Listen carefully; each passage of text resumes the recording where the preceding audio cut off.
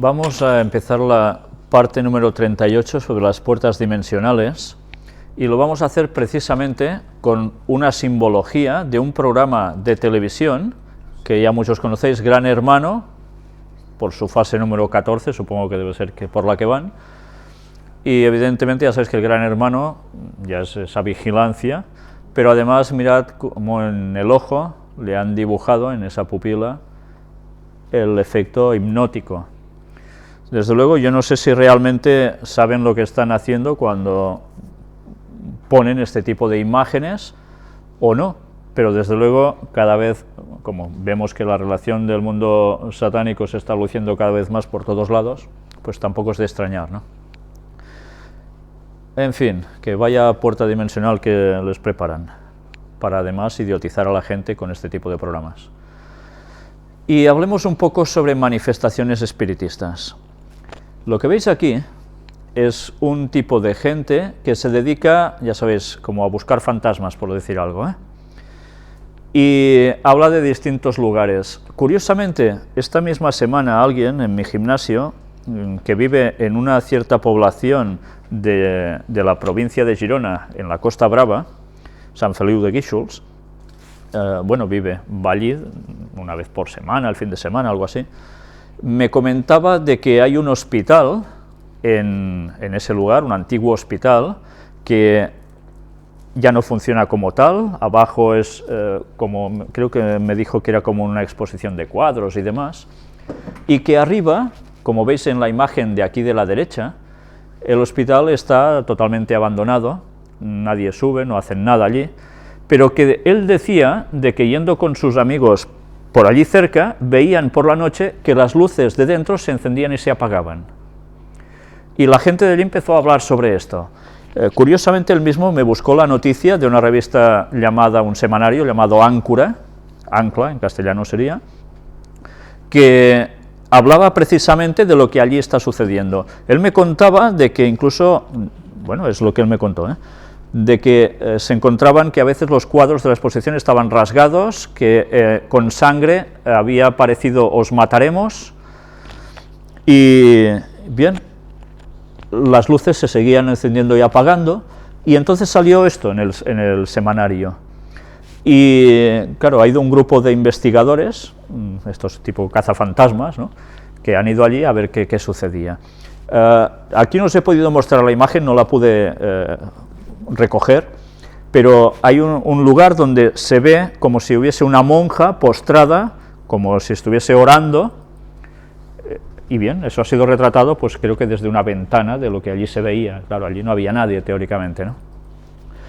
Todo este tipo de cuestiones paranormales, ya sabéis que está siendo seguido por muchísimas personas. Yo recuerdo que un primo mío hace muchos años se nos acercó en casa y a él le dio por ir por los cementerios a hacer psicofonías con unos cuantos amigos. Iban con lo que antes era el radiocassette, con una cinta virgen, la ponían allí por la noche y la dejaban grabando, luego volvían al día siguiente, la recogían, si no se pasaban la noche allí entera, y claro, se oían una serie de cosas que la verdad es que recuerdo que él puso el radiocassette encima de la mesa, yo era un muchachillo, y se oían unos sonidos y unas voces que realmente te ponían los pelos de punta.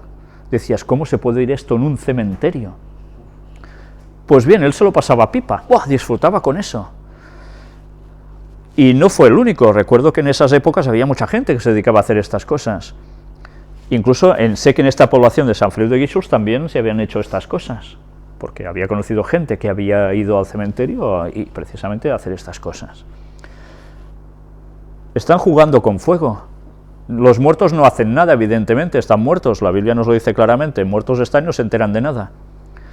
Pero, claro, ya sabéis que al diablo le gustan precisamente los lugares tétricos. ¿Recordáis cuando hubo los endemoniados gadarenos, que Jesús tiene que encontrarse con ellos? ¿Dónde estaban? En el cementerio. Les gusta la muerte. ¿Por qué? Porque ellos son del reino de la muerte, Satanás es el rey de todo esto, ¿no? Pues les gustan estos ambientes porque es su dominio. Y buscan lugares tétricos, lugares donde han podido pasar cosas extrañas para terminar ellos de hacer de las suyas y que la gente quede cautivada con este tipo de fenómenos. Pero ¿sabéis lo curioso de todo esto? Es que hay personas que dicen que no creen en nada, pero cuando se enfrentan ante una de estas cosas, los pelos se les ponen de punta igual que a cualquier hijo de vecino. Y entonces dicen, no, bueno, yo de esto no quiero saber nada, pero ya se dan cuenta que hay algo más, que no es nada normal y que está fuera del alcance del mundo de los vivos mortales. Allí se terminan las valentías, ante estas cosas, es curioso. Pero desde luego lo importante es no meterse en estas cosas, porque es meterse en el terreno satánico. Y nos jugamos que pasen cosas realmente nefastas. Esto está sucediendo mucho. Muchos jóvenes se están dedicando a estas cosas, gente mayor que también empezó de jóvenes. Y mirad los programas de televisión que hablan sobre estas cosas así, como son programas de audiencia siempre, porque a la gente le gusta lo misterioso, lo enigmático. Las películas de miedo, ¿no van a ver la gente películas de miedo? Y lo pasan mal, pero les gusta esa sensación. Y encima, películas de miedo de cuestiones normalmente satánicas. Pero bien, así los seres humanos no hacen otra cosa que abrir esas puertas para que los diablos hagan pues lo que sencillamente quieran. Y ahora vamos a ver algo también sorprendente. Un niño que estuvo en el cielo. Vamos a ver las declaraciones de este niño, también en La Vanguardia, en la contraportada. Colton Burpo, niño que visitó el cielo. He estado en el cielo con Jesús y es espectacular, dice él. Bueno, vamos a ver qué nos narra este niño, porque él está convencido. ¿Qué te han dicho los médicos de eso? Mi cirujano dijo que me recuperé de modo milagroso, y dice que otros pacientes también han visto cosas. ¿De qué? ¿Viste en el cielo algún familiar? A mi hermanita. Me achuchaba, me besaba, yo era pequeño, y eso no me hacía gracia, pero bueno, luego se lo conté a mi madre y se puso a llorar. ¿Por qué? Fue un aborto que tuvo 3 meses antes de concebirme a mí, mi hermanita no nacida. Anda. Que resulta que su hermanita no nacida está en el cielo y allí lo achucha él. Vaya, lo cuento para que los padres que han perdido a un bebé sepan que su hijo está en el cielo y bien. También conocí al abuelo de mi padre, Pop, me contó lo bien que mi padre lo pasaba en su granja de niño. Casi nada, lo que está diciendo el niño. ¿Le hablaste de Pop a tu papá? Se asustó. Mis padres temían que quisiera morirme, y que por eso hablaba del cielo. Tengo ganas de contarlo. De mayor viajaré por el mundo hablando del cielo y de Jesús, y tendré también un grupo de música. Cantaremos y tocaremos. Casi nada, Casi nada. ¿Qué contarás? Que Dios te quiere. Hagas lo que hagas. Pides perdón de corazón y te perdona. ¿Tus padres cuentan lo tuyo en un libro? Sí, van 9 millones de libros vendidos. No sé, a lo mejor tendremos que escribir un librito de una cosa así, a ver si también... Madre mía. Pero ¿esto qué quiere decir? Que la gente está atraída por estos temas, ¿os dais cuenta? ¿Te parece bien? Está bien compartir algo tan bonito. Sé que mi historia ha dado paz a mucha gente. ¿Por qué han interesado tanto tu cielo? Porque lo cuento tal como lo viví. ¿Sigues recordando detalles del cielo? Los recordé de los 4 a los 7 años, luego ya nada nuevo. ¿Qué es lo que más te impactó de lo que viste en el cielo? Las sillitas preparadas para niños cerca de Jesús. Me senté en una de ellas. Tuve sentado a mi lado al Espíritu Santo. Ah, ¿y cómo es el Espíritu Santo? Medio transparente, medio azul, y se nota su fuerza, su potencia.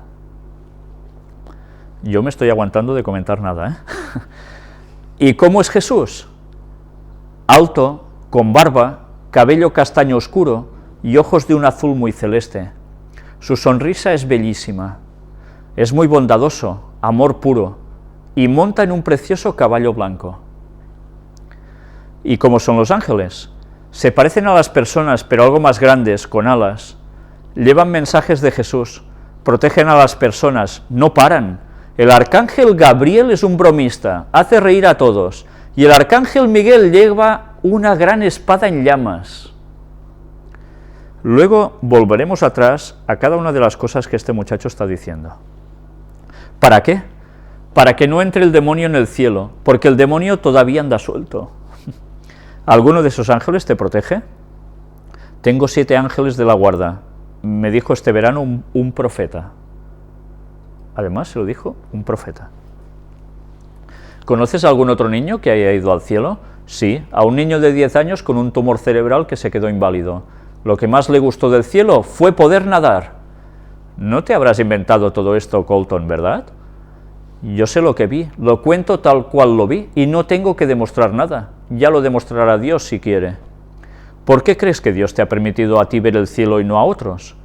Dios ha elegido a mi familia, pero yo no puedo saber por qué. ¿Querrías volver al cielo? Sería tan agradable, pero ahora tengo trabajo que hacer aquí, por encargo de Dios. ¿Qué tienes que hacer? Hablar de Jesús con todo el mundo, hablar contigo. Hacer esta entrevista es parte de mi misión aquí. ¿Tienes miedo a la muerte? No, porque ya sé lo que pasará. Yo ya sé que el cielo es real. Casi nada, ¿verdad? Vamos a analizar un poco las frases de este muchacho que ha conseguido vender 9 millones de libros. Primero de todo, vemos que ha sucedido algo, milagrosamente se recupera de lo que él tenía, y dice de que él ha visto cosas, otros pacientes también. Y cuando le preguntan que ha visto a su hermanita, que resulta que era un aborto, y claro, además lo achucha él, murió y está en el cielo. Y dice que esto es una esperanza para los padres que han perdido un bebé, que su hijo está en el cielo y está bien. ¿Sabéis? Hay algo curioso. Elena White habla sobre los niños que han fallecido siendo pequeños. Y habla del momento de la resurrección. Cuando Jesús vuelve por segunda vez, los niños pequeños, hijos de los padres que van a ser salvos, los ángeles los pondrán en las manos otra vez de sus madres, irán juntos al cielo. Pero los niños no están ya en el cielo, hay una gran diferencia. Pero es que además, ya veis, dice que estaba el abuelo de su padre. Los muertos no están en el cielo. Solo Moisés murió y fue trasladado al cielo, al igual que ese grupo de gente que resucitó con Jesús y fue trasladado al cielo como primicias de los que van a resucitar, como una promesa y garantía para nosotros. Pero no más. Elías y Enoc fueron trasladados sin ver la muerte, tal como van a ser los 144.000 en el tiempo del fin. Sigamos. Los padres dicen que se asustan. Creen que el niño, pues, algo pasa, ¿no? Que tiene problemas y por eso el niño piensa en el cielo. Luego, además, sigue diciendo que hagas lo que hagas, Dios te perdona si pides perdón de todo corazón. ¿Esto es verdad? Sí. Si tú haces lo que haces, no importa, hagas lo que hagas, si realmente te arrepientes de todo corazón, no fingiendo, y no volviendo a ir por los mismos fueros, sino queriendo cambiar, Dios te perdona. Casos en la Biblia vemos a multitudes. Mirad con qué sutileza se puede mezclar la verdad con la mentira. Después habla de los 9 millones de libros vendidos, casi nada. Así da paz a mucha gente. Lo que está dando es un mensaje satánico impresionante. Él dice que cuenta lo que ve, luego ya no recuerda más cosas en concreto, pero mirad que llega un momento en que dice que hay sillas preparadas muy pequeñas para niños cerca de Jesús.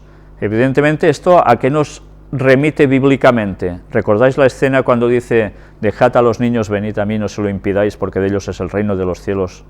Si no fuereis como niños, no entraréis en el reino de los cielos. Porque los discípulos decían, niños, no molestéis al maestro. Y Jesús, no, dejad que los niños vengan a mí. Pues por tanto, con un texto bíblico enseguida podemos asociar lo que allí puede llegar a ser. Mirad qué fácil, ¿eh? Por conceptos, ¡pam!, conceptos de ideas y paralelas, captaríamos eso como una verdad, y no es así. Dice que además se sienta en una de ellas, y a su lado se le sienta el Espíritu Santo, que es medio transparente, medio azul, se nota su fuerza y su potencia. Medio azul. Luego vamos a hablar de los niños índigo, si da tiempo hoy. Pero mirad cómo él describe al Espíritu Santo como medio transparente y medio azul. ¿Sabéis? Elena White nos dice claramente que no sabemos cómo es el Espíritu Santo, que aunque es una persona, la tercera de la divinidad, no podemos entender cómo Él es. Por eso, de ahí que se hable del Padre y del Hijo y del Espíritu Santo, esa pugna que si Satanás tiene con Cristo y tal, porque con el Espíritu Santo, como no se ve, no podía tener, no porque sea una fuerza o una potencia solo. Y Elena White dice que no especulemos de qué está hecho el Espíritu Santo, porque no lo sabemos, y que solo cojamos lo que se nos ha revelado de la tercera persona de la divinidad, y punto, no le demos más vueltas, porque caeremos en tonterías que no son. Y luego, como a algunos les cuesta tanto entender este concepto, porque tenemos una mente tan terrenal, lo que se nos sobrepasa bajo otras formas y otras formas de todo en general, como no lo entendemos, eso ya no es así, por tanto, no es la tercera persona de la divinidad. No digamos tonterías, porque vamos contra la Biblia y contra el espíritu de profecía de Elena White. Pero bien, él ya, de momento, ¡pam!, nos cuela que el Espíritu Santo es así. Describe a Jesús. Mirad cómo lo ha descrito, ¿eh? Es una descripción muy tradicional de cómo nos lo han pintado muchas veces, ¿no? Quizás lo de los ojos azul celeste puede variar dependiendo las imágenes que puedas ver de Jesús, ¿no? Pero nos habla de que siente que es amor puro. Nos habla de que monta un precioso caballo blanco. Evidentemente, cualquier persona que haya leído un poco la Biblia relaciona este texto cuando aparece en el Apocalipsis. Nos describe cómo son los ángeles. Muy bien, pero cuidado, porque luego nos describe que el ángel Gabriel es un bromista, evidentemente sentido del humor tendrá, pero cuidado. Luego nos dice el arcángel Miguel lleva una espada muy grande en llamas. Cuidado, ¿quién es el arcángel Miguel? Si es Jesús mismo el arcángel Miguel, ¿cómo nos dice él que es otro? Mirad con qué sutileza nos están colando conceptos que no son.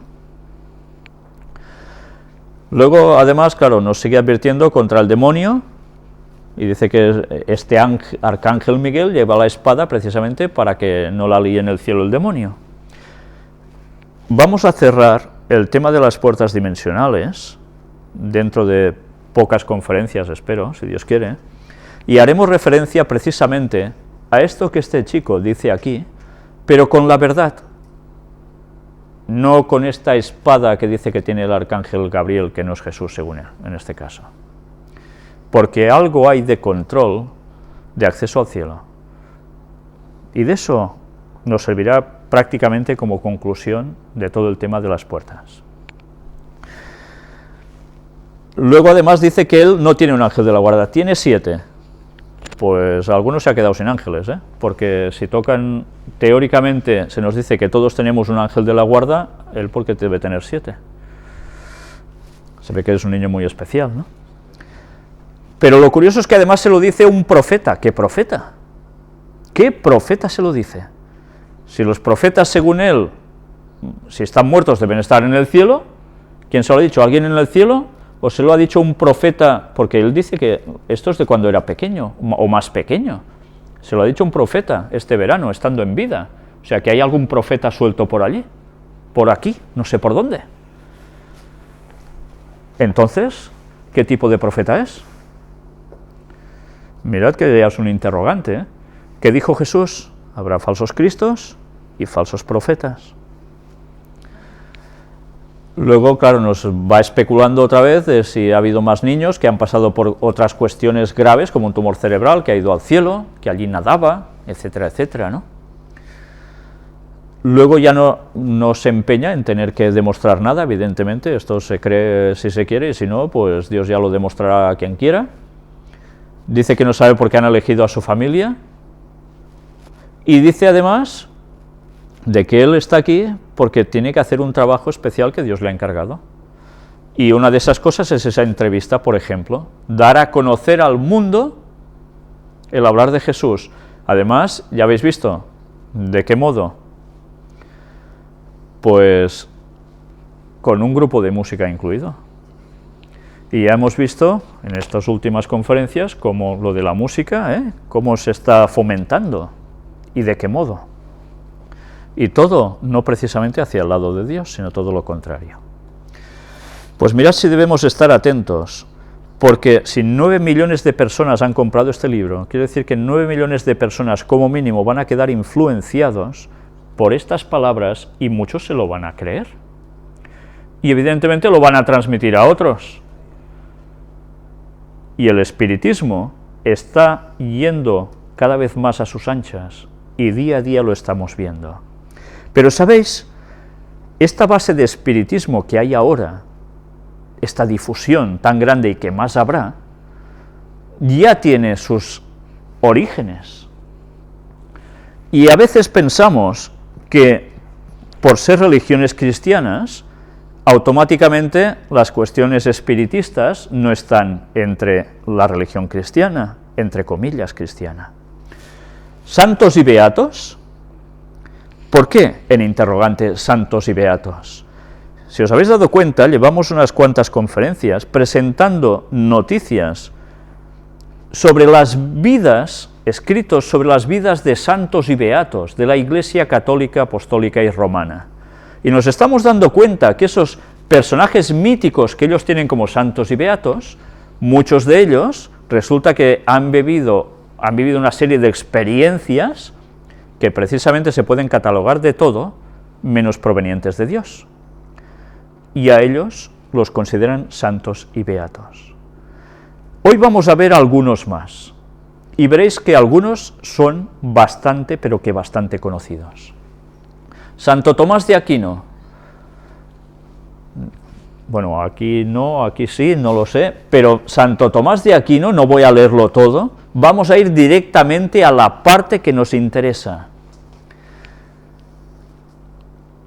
Dice, dedicaba muchas horas a la oración, postrado de hinojos ante el crucifijo.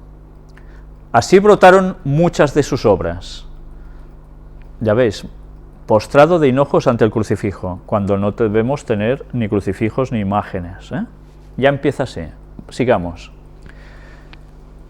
Así brotaron muchas de sus obras, él escribía. El doctor Angélico fue una persona devota que no dejó a nadie indiferente. Sus compañeros decían, la ciencia de Tomás es muy grande, pero su piedad es más grande todavía. Pasa horas y horas rezando, y en la misa, después de la elevación, parece que estuviera en el paraíso. Y hasta se le llena el rostro de resplandores de vez en cuando mientras celebra la Eucaristía.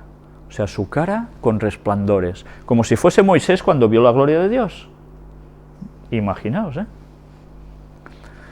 Su obra máxima, la Summa Theologiae, de 14 tomos, es un ejemplo de síntesis y de claridad.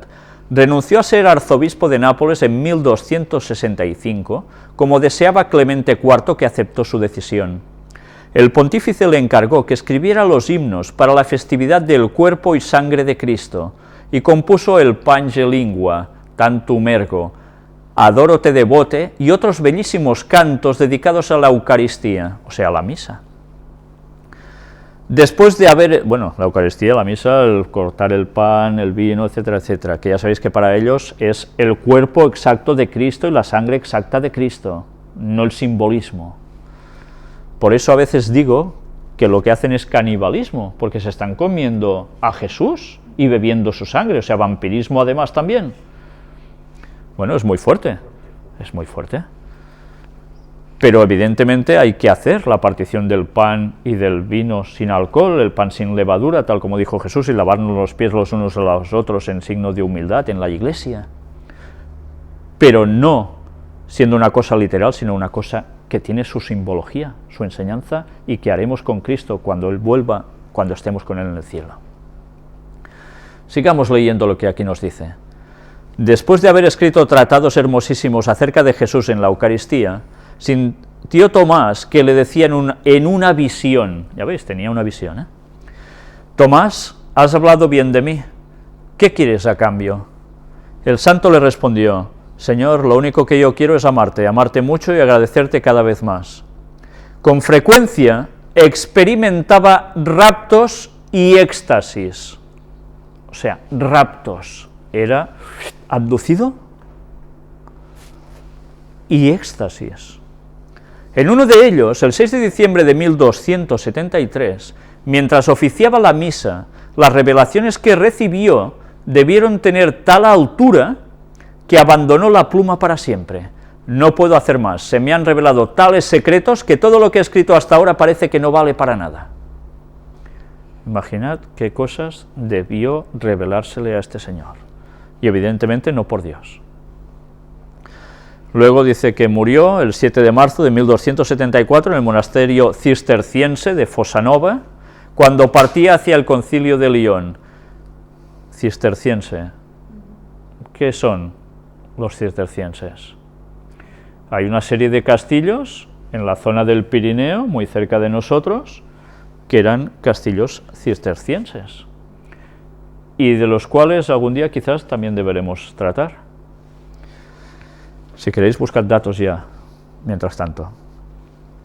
Cuando partía hacia el concilio de Lyon, fue canonizado por Juan XXII el 18 de julio de 1323. San Pío V lo proclamó doctor de la Iglesia el 11 de abril de 1567. León XIII lo designó patrón de las universidades y escuelas católicas el 4 de agosto de 1880. Si os habéis dado cuenta, este señor es nombrado doctor de la Iglesia. Quiere decir de que es un portento dentro de la Iglesia, alguien a tener muy en cuenta y que además es patrón de las universidades y escuelas católicas. Por tanto, patrón quiere decir que, ya sabéis, es el que se le invoca, el líder de la fiesta de ellos, etcétera, etcétera, ¿no? Pues ya veis en qué se basa los santos y beatos muchas veces de la Iglesia católica, en espiritismo. Y Santo Tomás de Aquino enseñaba con sus escritos. Esto luego se transmite. Pero no nos quedemos solo con él, veamos a la beata Vilana, en verdad se dice, de Leboti, sería Vilana del Bote, supongo. Vamos, no he dicho tonta del bote, Vilana de Leboti. No quiero faltar al respeto, es que sencillamente, como os he visto que reíais, digo, pues no, cuidado. No me voy a leer su historia, no, pero me voy a fijar precisamente en este trozo de aquí. Un día, mientras se engalanaba para una de las fiestas fastuosas a la que solía acudir, el espejo le devolvió una imagen espantosa. ¿Recordáis que estuvimos hablando del efecto de los espejos como también puertas dimensionales utilizadas por el diablo cuando le interesaba? Otros espejos a los que recurrió para contemplarse mostraban esa misma faz horrenda.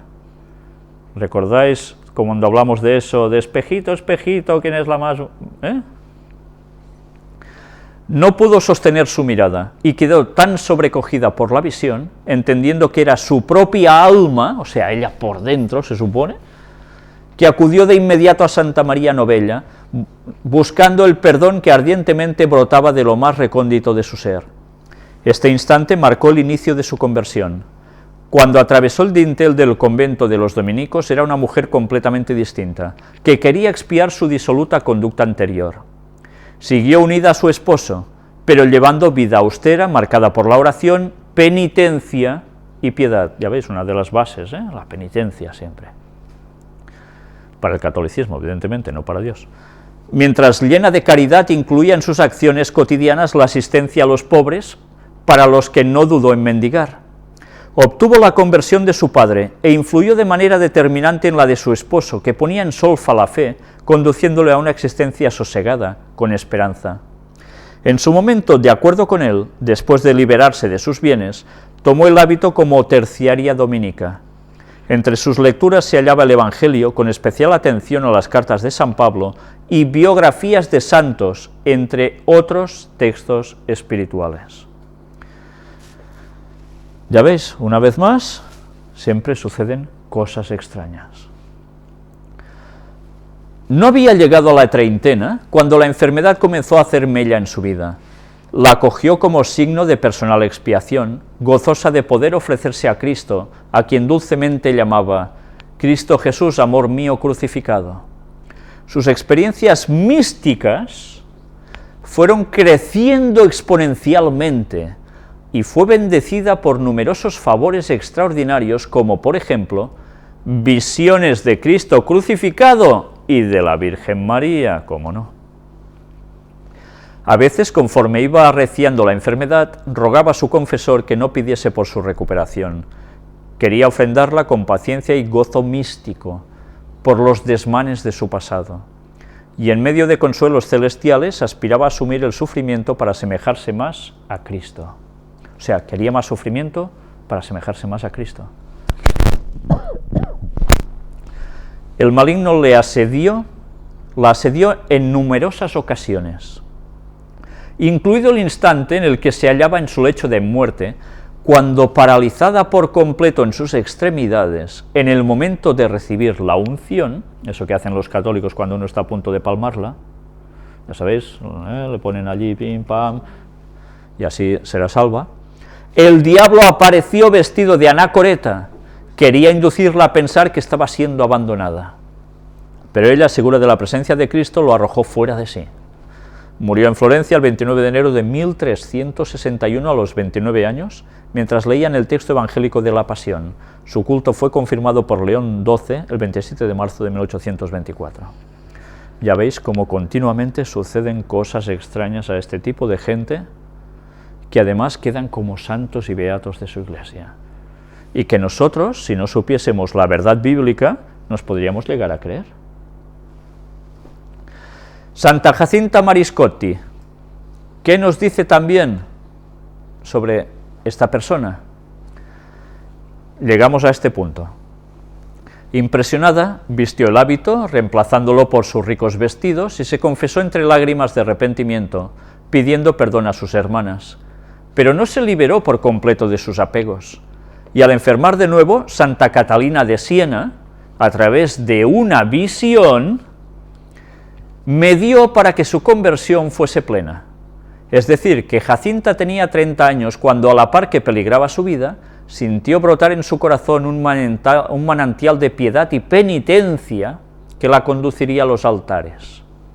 La austeridad y las disciplinas fueron desde entonces sus compañeras de camino. Determinó infligirse mortificaciones diversas, queriendo unirse a la pasión de Cristo. Otra más. Venga a pegarse mamporros, a hacer no sé qué, para mortificarse, para unirse a la pasión de Cristo. Cuando Cristo quiere que estemos cuanto más sanos y más bien físicamente, mejor, para rendirle mejor servicio. Pero Satanás, ya sabéis, ¿qué hace siempre? ¿Qué hacían ya los sacerdotes de Baal? Lo mismo. Y Baal era el demonio por excelencia. A eso adoraban. Ayunos y cilicios para un alma pecadora, que era como se sentía. Y para que la ayudasen en este camino de perfección, eligió a santos que habían pasado por circunstancias similares a la suya antes de convertirse: Santa María Egipcíaca, San Agustín y Santa Margarita de Cortona. Deliberadamente buscaba toda ocasión para vivir la humildad y la paciencia.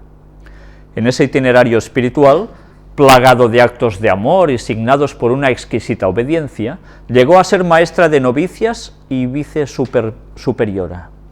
En estas misiones tuvo que hacer acopio de humildad para formar a hermanas en las que apreciaba alguna virtud concreta que ella no había tenido. la oración y contemplación de la pasión de Cristo le otorgaron la fortaleza en sus sufrimientos, viéndose adornada por el olvido de sí.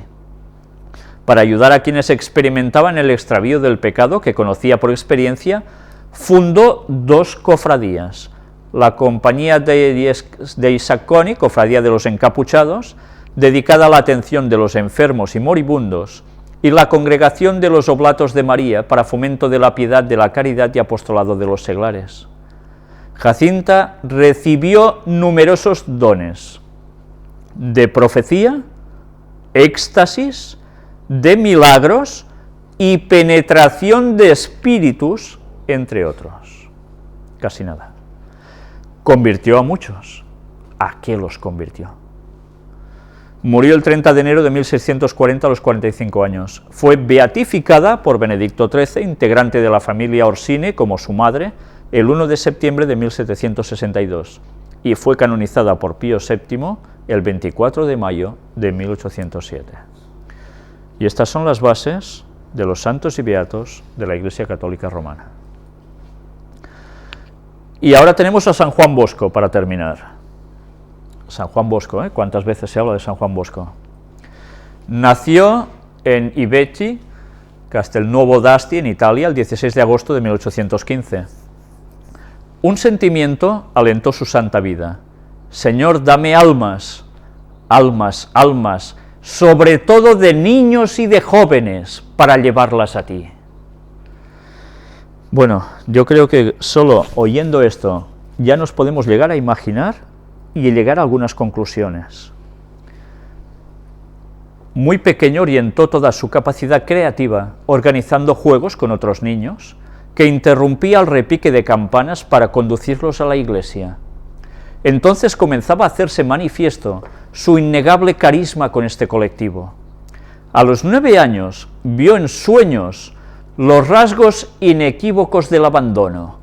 Una infancia duramente castigada por la distancia afectiva convertía la pradera en escenario de hiriente conducta, robos, blasfemias y otras fechorías, ante las cuales el santo reaccionaba con violencia, golpeando a los muchachos.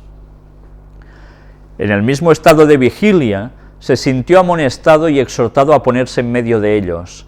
Se le daba a entender que debía mostrarles la fealdad del pecado y la belleza de la virtud. No con golpes, sino con la mansedumbre y con la caridad deberás ganarte a estos tus amigos. Yo te daré la maestra en mayúsculas, bajo cuya disciplina llegarás a ser sabio, y sin la cual toda sabiduría se convierte en necedad. A su vez, en una aparición, María, que sería esa maestra anunciada, le mostró una manada de animales extraños y feroces que pronto se trocaron en mansos corderillos. Mira lo que te espera, dijo la Virgen, añadiendo, hazte humilde, fuerte, bueno, y verás lo que vas a hacer. Juan se echó a llorar, y ella le aseguró que un día lo comprendería todo. Así fue.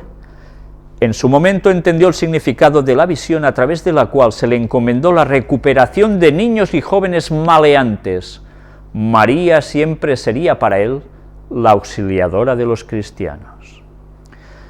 Recuperaba niños y jóvenes, teóricamente perdidos, por decirlo de algún modo, y los llevaba a su terreno. ¿Y las enseñanzas suyas cuáles serían? Pues difundir lo que le había dicho, ya veis, María, la Virgen María en una aparición. ¿Y qué quería hacer Satanás en verdad con todo esto? Pues sencillamente ganarse a los niños y jóvenes, porque todos esos conceptos les serían transmitidos, y todos estos niños y jóvenes estarían participando ¿de qué? De las creencias espiritistas, puesta en una religión que se dice ser cristiana. En fin, que para qué más podemos mostrar más beatos y más santos, si ya veis que prácticamente se basa en lo mismo. Si van saliendo más noticias al respecto, os las iremos mostrando para que veáis qué base en verdad tiene la Iglesia Católica, Apostólica y Romana. Pues bien, vamos a entrar un momento en los niños índigo. No estaremos mucho rato más, hoy es tarde, hemos tenido problemas para poder empezar técnicos. Y quiero que os fijéis en esta imagen. Antes hemos hablado de que ese niño veía al Espíritu Santo medio transparente y azul, ¿no? Niños índigo. ¿Veis lo que le envuelve? Algo azul. Mirad quiénes son los niños índigo. Hay personas que no saben nada de ellos. Vamos a leer un poco qué es. El término niños índigo es utilizado en el contexto de la llamada corriente de la nueva era, o New Age, para referirse a aquellos niños que representan un estado superior de la evolución humana. Quienes defienden esta hipótesis señalan dicha evolución como un avance espiritual, ético y mental, sin atender a la definición que diera el científico Charles Darwin, variación y selección por supervivencia diferencial. Fuera de la nueva era, este fenómeno es considerado un mito pseudocientífico, porque carece de evidencia científica aceptable. La creencia en la existencia de niños índigo se asocia habitualmente a reacciones paternales que surgen frente a la pedagogía y psiquiatría modernas. Una de las causas observadas más frecuentemente es el pánico moral que surge en los padres al tener que enfrentar una terapia psiquiátrica medicada para sus niños. También el detonante podría derivarse del rechazo a diagnósticos de psicopatologías polémicas o de nuevo cuño, cuando éstas son adjudicadas a los hijos, especialmente ante casos de hiperactividad, autismo y síndrome de déficit atencional. Lo que estáis leyendo aquí es solo una leve introducción, nosotros iremos adentrándonos mucho más de lo que dice aquí, y vais realmente a sorprenderos, porque veréis que esto se está moviendo mucho más de lo que muchos de vosotros os imagináis. Según sea la corriente a que adhieran los creyentes en la nueva era, así serán los atributos y la naturaleza que se describe de los niños índigo. Mirad que aquí dice de que esto no hay evidencia científica aceptable. Luego presentaremos lo que parecen unas evidencias que muchas personas se están creyendo. Y os vais a sorprender, ¿eh? Hay quienes sostienen que estos niños poseerían habilidades paranormales, tales como la telepatía o la capacidad de leer la mente, mientras que los más moderados afirman que lo que diferencia a un niño índigo de uno que no lo es son rasgos más convencionales, como una mayor capacidad de empatía o una creatividad incrementada. El adjetivo índigo, referido al color, surge de la creencia de que estos niños tendrían un aura de ese tono de azul. Toma, como lo dice el Espíritu Santo, ¿no? Al menos lo que decía el niño ese. En el último tercio del siglo XX se crearon escuelas para la formación de estos niños de aura azulada, que según las teorías teofísicas debían liderar el cambio a la era espiritual de Acuario. ¿Sabéis? Cuando estuvimos haciendo la conferencia en directo en Ecosí, en el Palau de Fires de Girona, precisamente había en uno de los stands cercanos al nuestro un lugar donde leían las auras, y mucha gente que ya estaba puesto, porque evidentemente en ese tipo de ferias van personas puestas en movimientos de nueva era y demás, pues yo veía siempre gente allí que iban pasando a hacerse la foto del aura. Encima 20 euros. Yo de eso no me enteré, gracias por el dato. Bueno, la maquinita debe costar lo suyo, supongo que necesitan eso y negocio, ¿no? Pero bien, sea como fuere, hay máquinas que dicen que detectan el aura. Dependiendo de los coloritos que tú emites, pues eres una cosa u otra. Esto es lo que ellos dicen, ¿no? Pues bien, estos niños tienen esta aura azulada. Vamos a ver los orígenes de todo esto. El término compuesto niños índigo se origina en el libro del año 1982, que se titula Comprendiendo tu vida a través del color, de Nancy Ann Tape, una autoproclamada psíquica y sinestésica que afirma poseer la habilidad de percibir el aura de las personas. No necesita de máquina, ¿eh? Ella solo mirando ya lo percibe. Bueno, no gasta tanto con comprarse una máquina. según sus escritos, comenzó a notar que muchos niños estaban naciendo con auras de color índigo hacia fines de la década de 1970. Algo se cuece en esa época, ¿no? A principios del siglo XX, Tape afirma que el 20% de los niños menores de 10 años y el 17% de los que tienen entre 13 y 17 son índigo. Sin embargo, ningún estudio científico apoya sus afirmaciones. La idea de los niños índigo fue más tarde popularizada por el libro de 1998, Los niños índigo, los nuevos chicos han llegado, escrito por el matrimonio formado por el médium Lee Carroll y su esposa Jan Tober.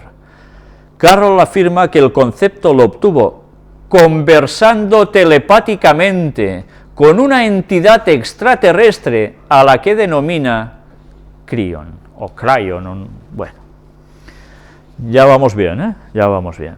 O sea, ya vemos sus orígenes, ya vemos por dónde vamos.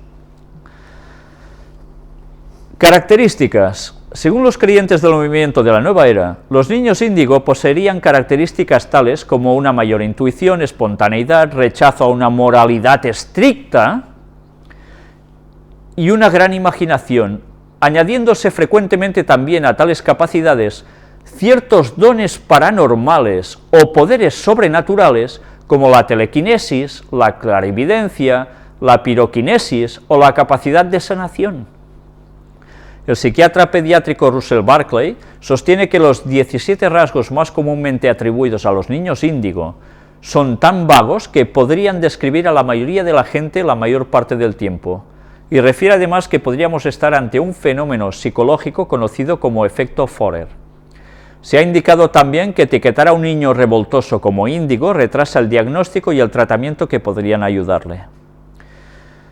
¿Sabéis? Alguien que estuvo presente aquí en la semana pasada comentó que cuando dije de que íbamos a tratar el tema de los niños índigo, él que se ha movido bastante en ciertos ámbitos, dice que precisamente sabe de que esto es algo que está siendo muy difundido y lo ha vivido porque hay muchas personas que ya creen que tienen niños índigo como el que tiene churros. Vamos, venga, va, niños índigo por todos lados.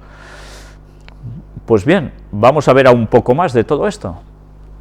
Los creyentes en la existencia de estos niños afirman que poseen un fuerte sentimiento para generar una diferencia significativa en el mundo y se encontrarían naturalmente inclinados a temas relacionados con la espiritualidad, el ocultismo y el esoterismo. Aún así existen místicos que dicen haber trabajado con niños de aura azul índigos, asegurando que sus características son reales y existen variaciones de estas entre un niño y otro.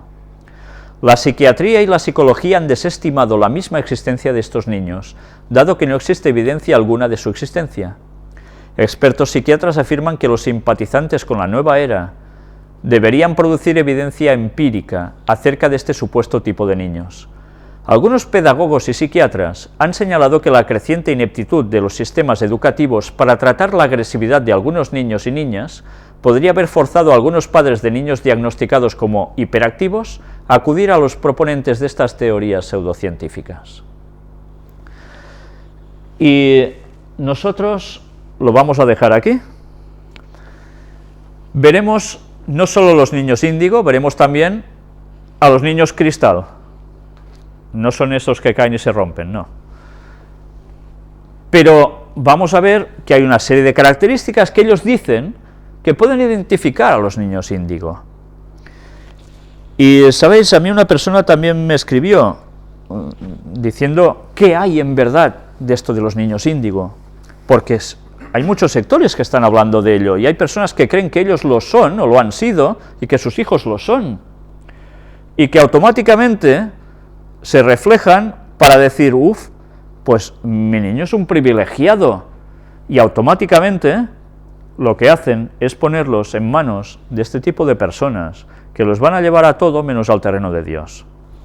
Nosotros vamos a mostrar aquí, más adelante, cuando terminemos toda esta explicación, una serie de vídeos sobre, en concreto, uno de estos niños índigo que está arrastrando a masas tremendamente, cautivándolos con sus palabras, con las cosas de conocimientos científicos impresionantes, con recuerdos de sus vidas pasadas y muchas otras cosas más, que veréis que una vez sabiendo lo que sabemos, vamos a tener muy claro que esto no proviene de Dios absolutamente para nada, y que está preparando toda una generación, Satanás para él, de un modo asombroso, en el cual lo más fácil es que el rechazo a la verdad bíblica sea la consecuencia.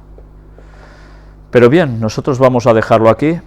Gracias por vuestra atención y que Dios nos ayude a saber discernir la verdad del error, porque continuamente, cada día van apareciendo nuevas cosas. Satanás no está parando, sabe que le quedan pocos años, y digo claramente, pocos años, y va a hacer todo lo posible para confundirnos y llevarnos precisamente hasta los elegidos a su terreno. Que Dios nos ayude a estar firmes y a conocer, porque sin el conocimiento vamos a estar perdidos. Que Dios nos ayude a ello.